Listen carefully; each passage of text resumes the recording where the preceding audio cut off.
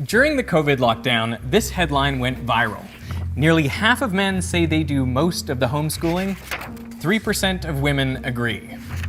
I bring this up not to debate who's right, but because it's a great example of something called egocentric bias. Most people think they do most of the work. For example, researchers have asked authors of multi-author papers what percentage of the work they personally did. And when they add up those percentages, the sum is on average 140%. When couples are asked to estimate how much of the housework they do, the combined total is almost always over 100%. Now you might think this is because people want to appear more helpful than they actually are, but that's not it. When couples are asked what fraction of the fights they start or how much of the mess is theirs, the total is again over 100. People think they do more of the work, but they also think they cause more of the problems. So why is this? I think it's simply because you experience and remember vividly all of what you do, but not all of what everyone else does. So naturally, you overestimate your own contributions and underestimate others. And I think this bias leads us to underestimate the influence of other things on our lives, like the role luck plays in our success. Take hockey players, for example. If you ask a professional hockey player how they managed to reach the NHL, they might mention their hard work, determination, great coaches, their parents' willingness to get up at 5 a.m. and so on, but they probably won't acknowledge how lucky they were to be born in January. And yet, in many years, 40% of hockey players selected into top-tier leagues are born in the first quarter of the year, compared to just 10% in the fourth quarter. An early birthday can make you up to 4 times as likely to be a pro hockey player. And the reason for this disparity is presumably because the cutoff date for kids' hockey leagues is January 1st. Those born in the first part of the year are a little older and so on average bigger and faster than kids in their league born late in the year. Now as they grow up, this difference should eventually shrink to nothing, but it doesn't. Because the young kids who show the most promise are given more time on the ice and enter more tournaments where they receive better coaching and improve their skills. And these advantages compound year after year, so by the time you get to the pros, birthdays are heavily skewed towards the start of the year. But does any professional hockey player feel thankful for their birthday? Probably not. And we are all like that, largely oblivious to the fortunate events that support our success. Probably the most significant bit of luck many of us enjoy is being born into a prosperous country. Around half the variance in income received by people around the world is explained by their country of residence and that country's income distribution. If you were born in Burundi, for example, which has the world's lowest gross national income per capita of just $730 a year, it doesn't matter how smart or hardworking you are, you're unlikely to earn much as an adult.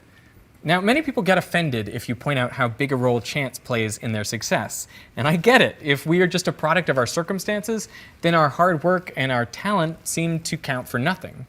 People think it has to be either skill or luck that explains success. But the truth is, you need both.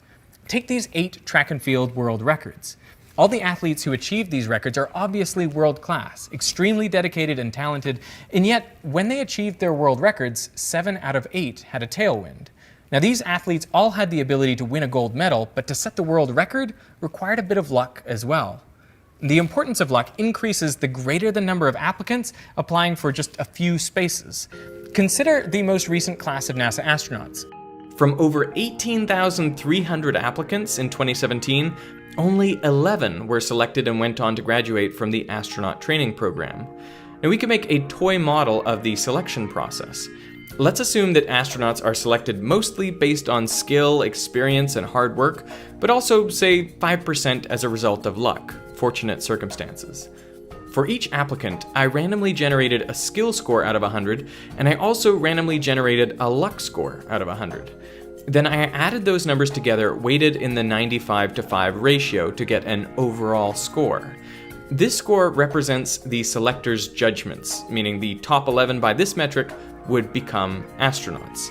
And I repeated this simulation 1,000 times, representing 1,000 different astronaut selections.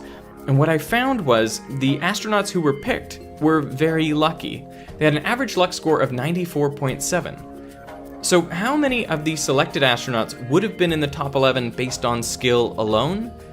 The answer was on average only 1.6.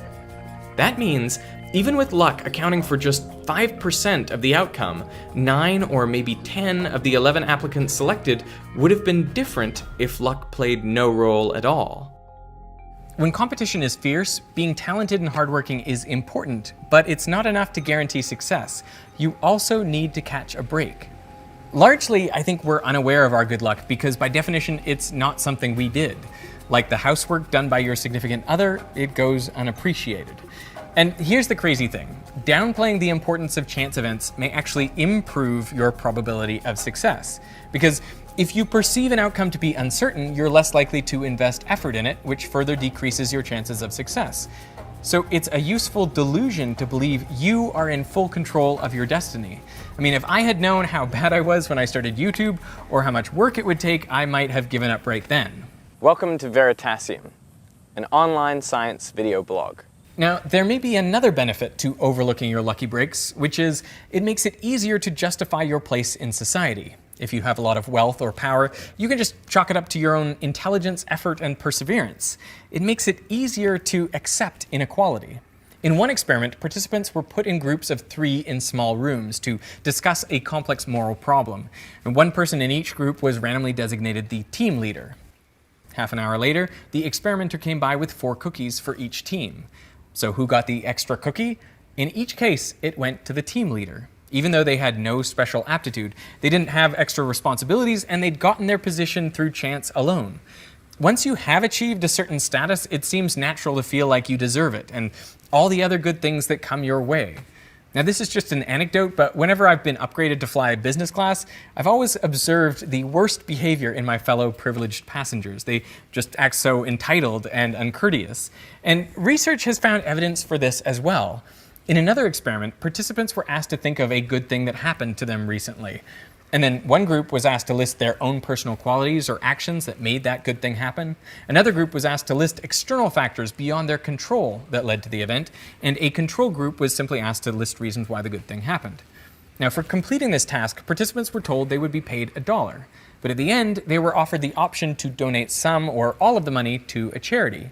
Results showed those who listed their own personal attributes contributed 25% less than those who listed external factors beyond their control.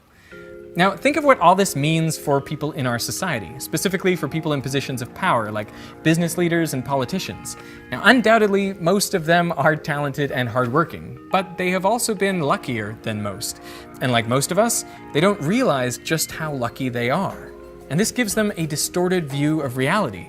They're kind of living in a form of survivor bias. All these leaders have worked hard and ultimately succeeded, so to them the world appears fair. In their experience, it rewards hard work.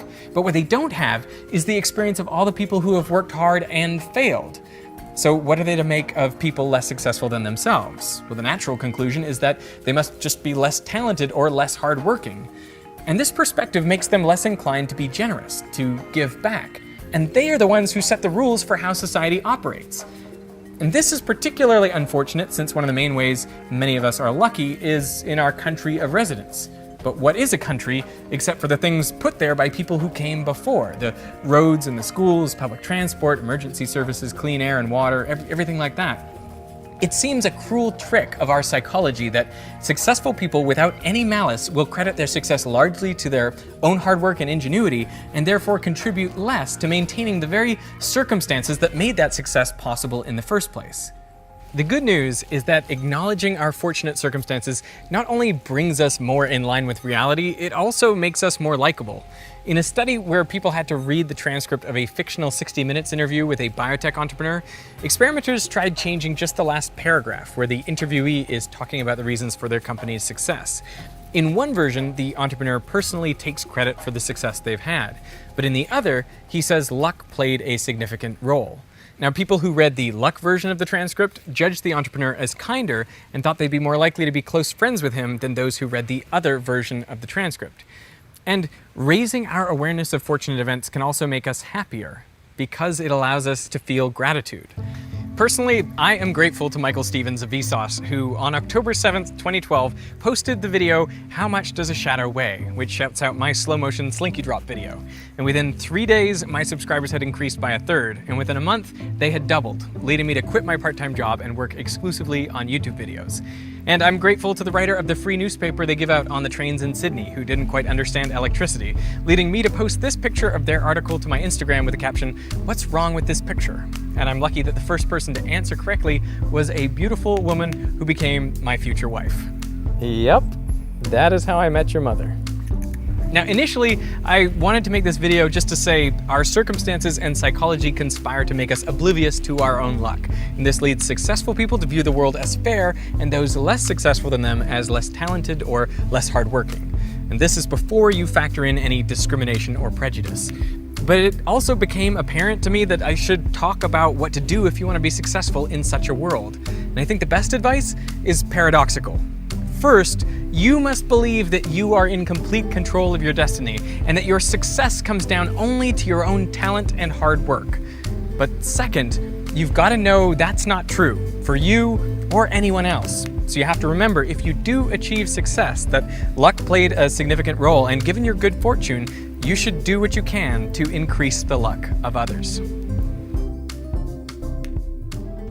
Hey, so I had an idea for what I could do to increase the luck of others, and that is to give away 100 Snadams kits to people who couldn't otherwise afford them.